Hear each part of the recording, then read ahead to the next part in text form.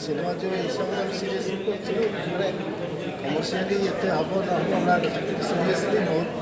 बढ़िया भाव में बनवाई चेष्टा कर 30 दिन चलवा गोटे ओडिया इंडस्ट्री बहुत बहुत बड़ा कथा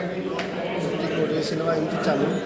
कितु आम टे सीरीयसली आम बनइले लोक निहती आसवे दर्शक हॉल पाखक आने आमको से भाया सिनेमा करने दरकार समस्त को धन्यवाद आपण दर्शक मान मो तरफ निर्देशक को एवं प्रयोजक निर्देशक से अनुकूल समस्त को धन्यवाद जेहेतु 30 वर्ष 30 दिन पूरा कंप्लीट अनुपम खेर भी ट्वीट करते फिल्म जो द्वारा रिलीज करते हिंदी में रिलीज हवा जाऊँगी 2023 हम कि 2024 2023 कि 2024 भितर हम मो क्यारेक्टरटा भी सी गोटे लगुच हाँ ठीक रईट ट्राक अच्छे अभिनेता चाहते सी करने चाहिए खुशी कथा हिंदी ओडिया हिंदी भी हो महाराष्ट्र ओडिया सिनेमा कथबार्ता